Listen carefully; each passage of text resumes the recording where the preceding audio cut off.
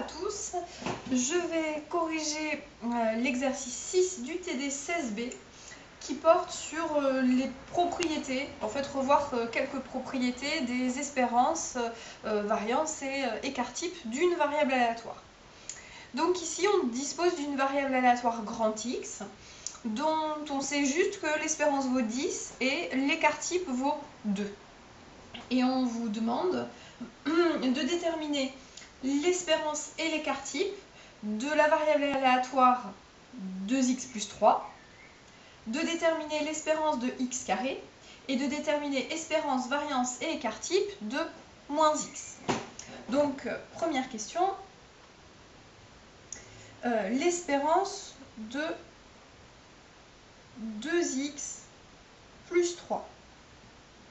Alors ça c'est juste pour vous faire utiliser la linéarité de l'espérance. Par définition, l'espérance c'est défini comme une somme pour une variable aléatoire sur un univers fini ici, et donc ça fait 2 fois l'espérance de x plus l'espérance de 3. Et donc, première étape, utiliser la linéarité de l'espérance. Deuxième étape, l'espérance d'une constante, c'est égal à la constante en question.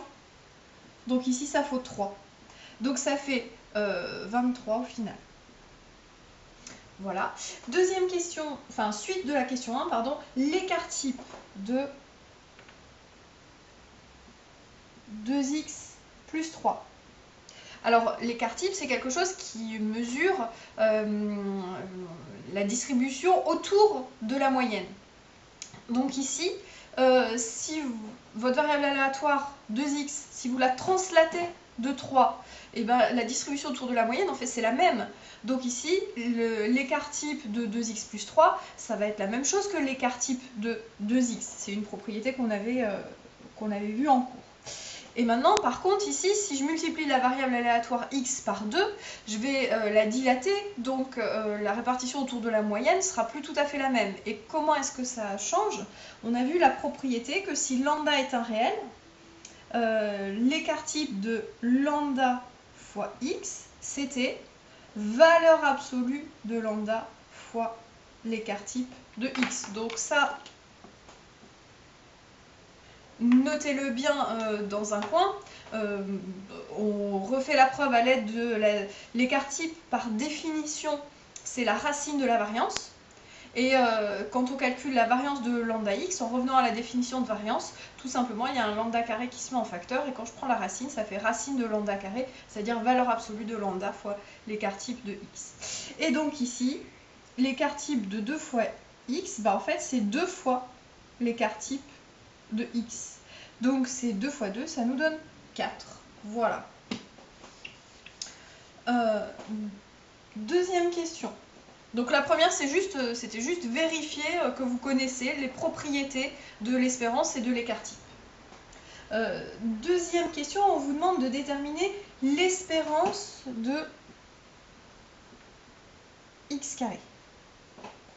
Alors, comme on ne connaît pas la loi de x, on ne peut pas utiliser les propriétés qu'on utilise d'habitude avec l'espérance de x carré. Dans le cas général, quand on connaît la loi de x, pour trouver l'espérance de x carré, on utilise la formule de transfert. Vous vous souvenez, comme la formule pour l'espérance de x, sauf que les valeurs possibles prises par grand X, je les mets au carré. Donc ici, je ne peux pas faire comme d'habitude, vu que je ne connais pas la loi de x. Par contre, on connaît l'écart-type de x, donc on connaît aussi la variance de x. Étant donné que l'écart-type c'est la racine de la variance c'est l'écart-type au carré. Donc ici, la variance de x, je sais que ça vaut 4.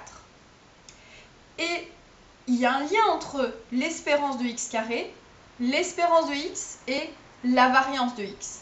D'habitude, quand vous calculez la variance de x, en pratique, justement, vous utilisez le fait que c'est l'espérance du carré de x moins le carré de l'espérance. Et ici, on sait que la variance, c'est l'écart-type au carré, donc ça vaut 4. Et on sait que l'espérance de x, c'est 10. Donc c'est de là qu'on peut en déduire l'espérance de x carré.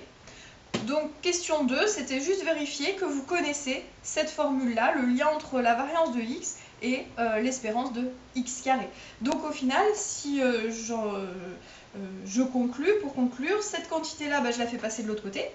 Donc ça fait l'espérance de x carré égale 4 plus 10 au carré, 100. Donc l'espérance de x au carré, ça nous donne 104. Voilà.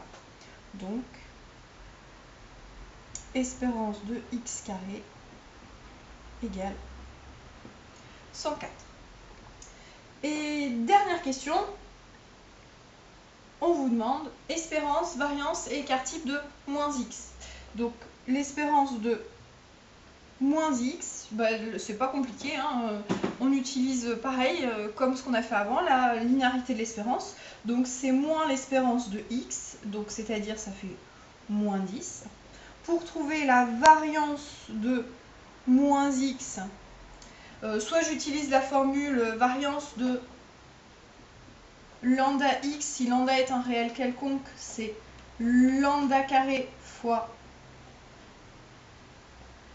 la variance du x, soit j'utilise ça, par exemple,